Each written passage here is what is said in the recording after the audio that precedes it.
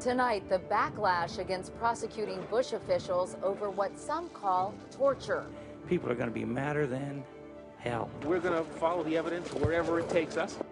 I'm Katie Couric. Also tonight, the Freddie Mac mystery.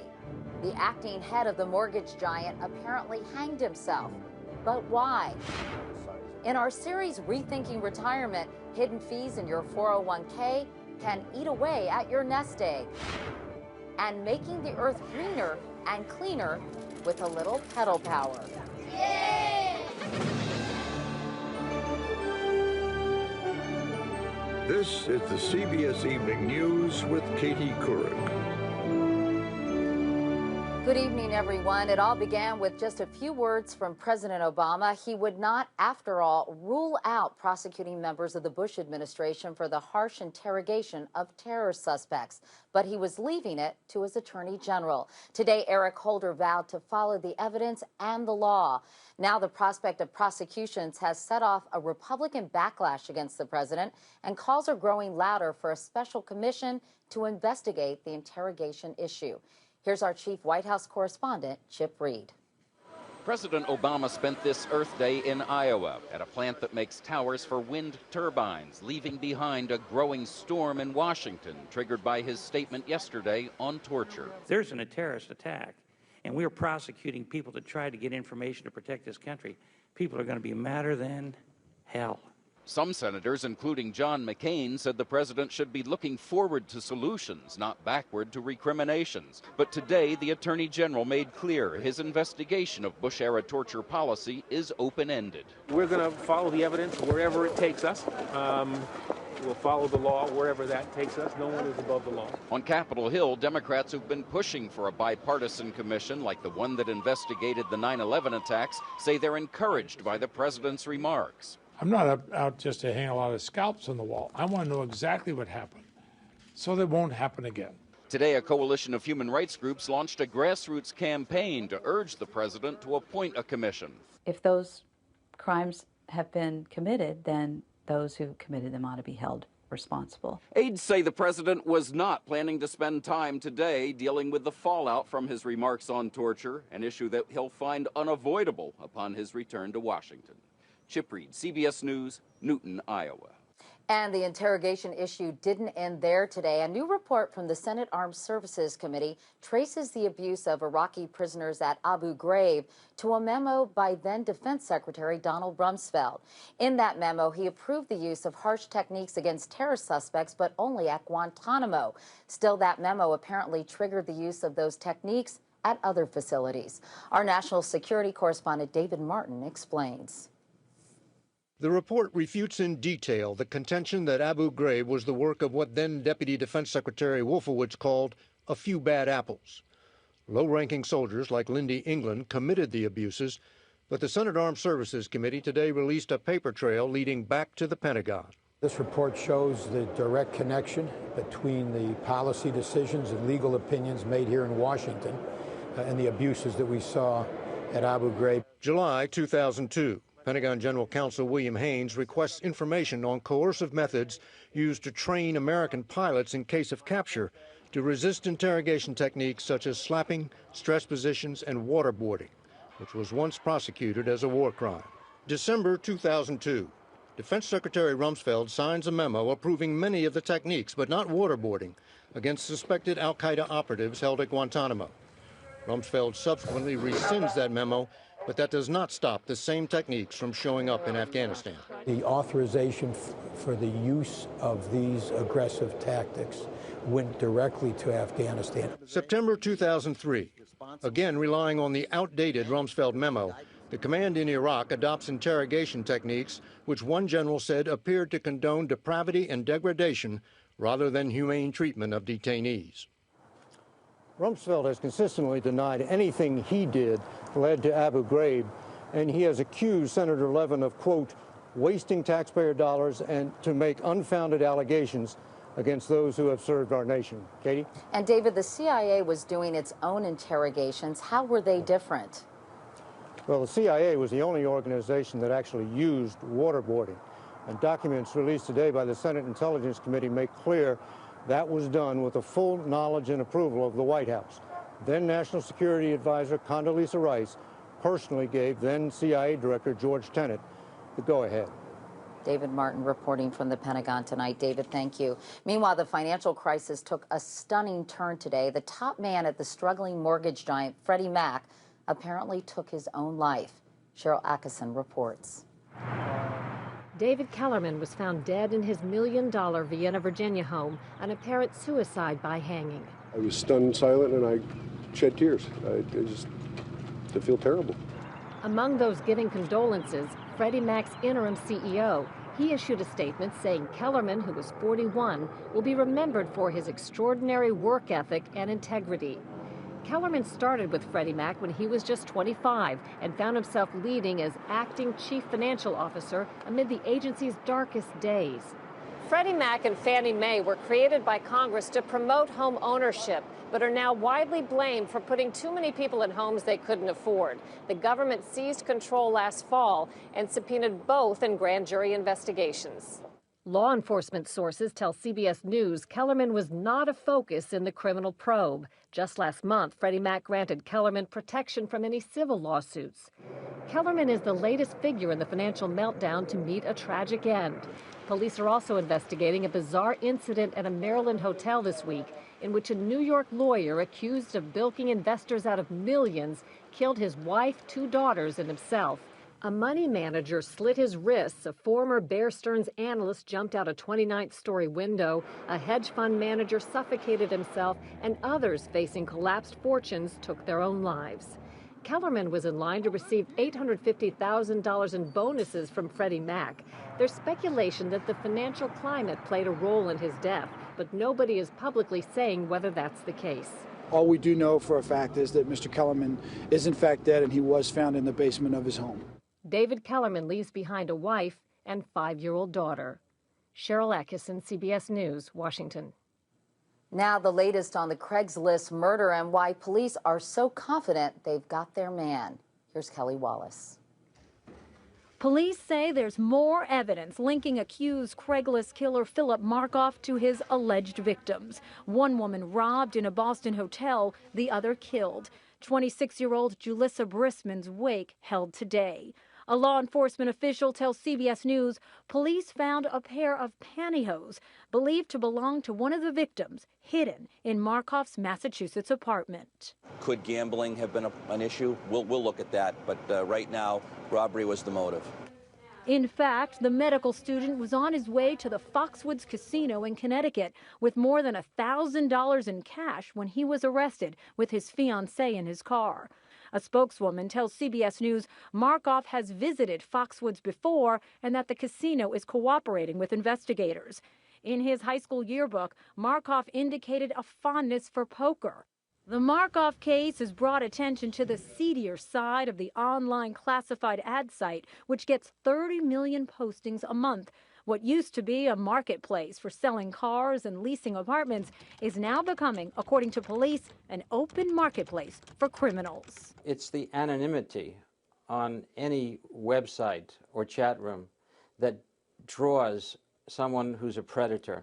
Other recent Craigslist crimes include a Minnesota woman killed by a 20-year-old man after answering an ad for a babysitter, and a New York reporter stabbed to death by a teenager allegedly responding to an ad for sex. The pressure's now mounting on Craigslist to make changes, with the Connecticut Attorney General today calling on the site to institute financial penalties and better screening to keep people safe. Kelly Wallace, CBS News, New York. Turning overseas now, the Taliban are taking over more and more of Pakistan every day, and that, Secretary of State Hillary Clinton told Congress today, is a huge threat to the United States. More on that now from our chief foreign affairs correspondent, Lara Logan. I think that the Pakistani government is basically abdicating to the Taliban and to the extremists. Hillary Clinton was slamming the peace deal Pakistan's government made with militants in Swat Valley. Gunmen there agreed to put down their weapons. In exchange, they were allowed to impose Islamic law called Sharia. This is their version of justice. Taliban militants hold a blindfolded man face down in the dirt. Villagers watch as he's flogged. Now the militants are expanding their reign. The pro-Taliban leader Sufi Muhammad this week laid out an ambitious plan to impose Sharia law on the whole country. He told thousands of supporters, "We want the occupation of Islam in the entire world." That should alarm Pakistan's leaders, only 60 miles away in the capital, Islamabad. I think that we cannot underscore the seriousness of the existential threat posed to the state of Pakistan. It certainly alarmed U.S. officials, all too aware of two critical facts. Pakistan has nuclear weapons, and its lawless tribal region is a sanctuary for America's greatest enemy, Osama bin Laden's al-Qaeda. Hillary Clinton also warned that Pakistan poses, quote, a mortal threat to the security and safety of the U.S. and the world. Katie? Lara Logan in Washington tonight. Lara, thanks very much. And still ahead, right here on the CBS Evening News, a young boy plants a dream on a Missouri farm. And now it's come to life. But up next, our special series, Rethinking Retirement. If your 401k hasn't taken a big enough hit, now come the hidden fees.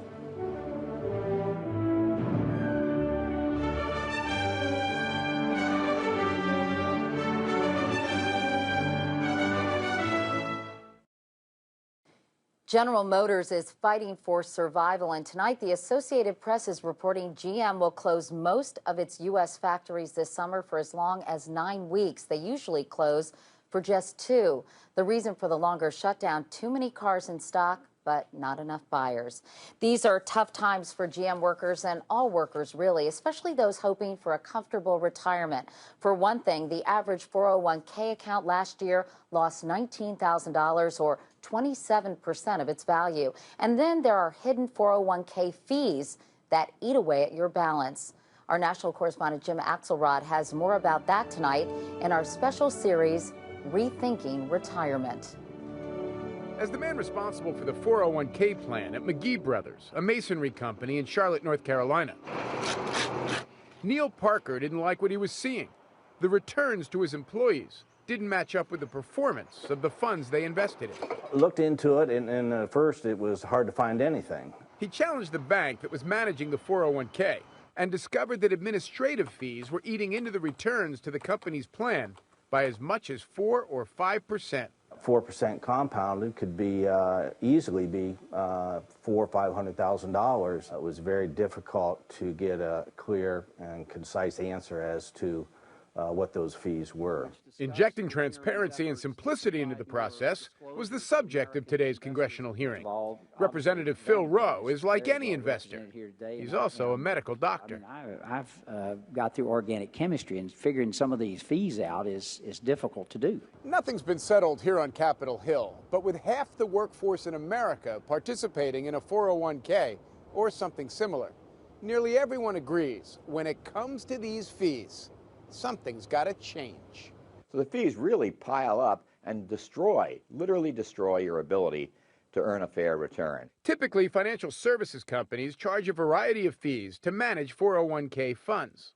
Of course, there is no free lunch, and there's no such thing as a free 401k plan. But by the time the individual investor gets a break out of those fees, there's a lot less detail. If you have a 401k, advisors say you should demand a full accounting from your plan administrator of what you're paying for and what you're getting in return. When Neil Parker didn't get answers he was satisfied with about fees, he transferred his company's 401k from the bank McGee Brothers had done business with for 38 years. You got the full benefit of what you invested in, and the fees were reasonable. You can expect to get, I've estimated, between 6 and 10 years additional retirement funds. That's right.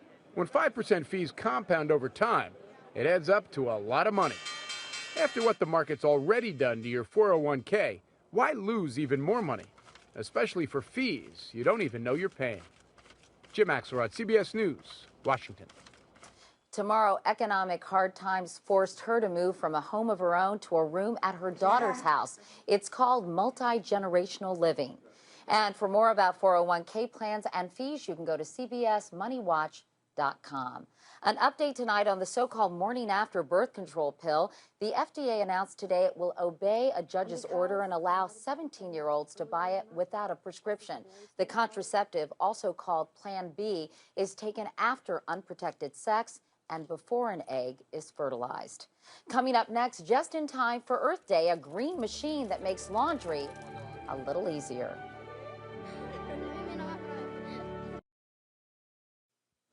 As the world celebrates Earth Day, we're reminded that saving the planet is not just about big plans and major lifestyle changes. Sometimes the simplest solution is also the greenest. Our science and technology correspondent Daniel Seberg found a green way to do a dirty job in Vetania, Peru. Saturday is Laundry Day at La Sagrada Familia Orphanage. The 600-plus kids here work hard, study hard, and play hard, and generate nearly 2 tons of laundry every week. It's hard on young hands, scrubbing and sudsing for hours on end.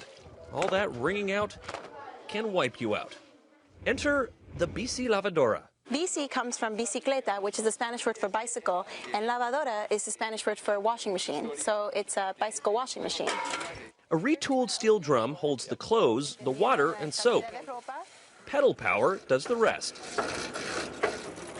It is pretty easy to use. There's one gear for wash, one for rinse, even one for the spin cycle. MIT student Lisa Tacaranti says it's important the locals learn more than just how to use it. We teach them how they can take it apart, how to maintain it and repair it. The BC Lavadora was born in an obscure corner of MIT. The school's experimental D-Lab for development specializes in simple solutions to third-world problems. You put your clothes, your soap in there. The BC Lavadora was a showstopper at a recent World Development Expo. It's cheaper to build with local available parts. At $125, it's already used in Guatemala and Peru, with more countries to come, saving time, electricity, and precious water. We're teaching these children the importance of recycling and saving valuable resources, like water, which in many places is in short supply. Is there some reward for you in doing this sort of socially responsible work as opposed to going off and trying to make millions of dollars? It's a little more self-fulfilling, and I think I value the connection I make with these people, and it's just, I feel like I'm really doing something productive. The kids love the new machine, and the results speak for themselves. Daniel Seberg, CBS News, Lima, Peru. What a great story. And coming up next, and a child will lead them, how they made their son's final wish come true. And finally tonight, on this day that's all about the earth, we end with the story of a boy who had a very special plan for his little corner of it. Cynthia Bowers now with Mackie's story. The place Nancy and Mac Medill chose to renew their vows after 50 years may not look like much, but to them, it is sacred ground. It is here because God spoke to a little boy and told him he wanted it here. That little boy, their grandson McIntyre, was determined to build a church on their West Missouri farm. McIntyre was about 6 years old. He walked up on this hill and stomped his foot on the ground and said, "This is where it's going to be, right here." It was an unusual demand, considering Mom Stacy and Dad Glenn weren't regular churchgoers. But that was Mackie. He was a precocious child who wired his own playhouse and loved to build things like this model of the church he wanted so badly. By the time he was 9 years old, he'd managed to save up more than $1,000 toward his church, and his family realized there was just no saying no to McIntyre. But what they never dreamed is that the little boy wouldn't live to see his church built. One Friday morning last September, McIntyre awoke feeling ill. He said, "Mom, my head hurts really bad." And he looked at me funny. And I said, "Can you see me?" And he said, "I can't see you out of my right eye." And he looked at me and said, "Mom, you need to call somebody." A few minutes later, the 9-year-old was dead from a brain aneurysm. It just is one of those stinking freak things that you never imagine. And in 15 minutes, your life has changed forever, and you can't fix it. Broken-hearted beyond belief, Stacy and Glenn knew they had to make McIntyre's dream come true. We have to do this church. There's a reason for this. God just doesn't take a child for no reason at all. There's a reason for this, and we're going to build this church. Using Mackey's $30,000 inheritance and donations, family, friends, and volunteers have worked for the last 7 months, raising a church next to the rugged cross marking the little boy's grave. Nancy and Mac Medill. Last Saturday, for the first time, there was joy. If he were here, he'd be thrilled. I mean, he would just be running around here laughing, knowing that he brought all these people here. Stacy, what do you say to people who would say if there was a God, he wouldn't have taken your little boy like that? You can be angry, you can be selfish, and you can ask why 100 times, why? But if you look around you in the world, you can ask why to a million things. I once was lost, but now I'm found. While the family struggles to understand Mackey's plan, his church will always be there, open to anyone seeking comfort. Cynthia Bowers, CBS News, Lathrop, Missouri. And that is the CBS Evening News for tonight. I'm Kitty Couric. Thank you for watching. I'll see you back here tomorrow. Good night.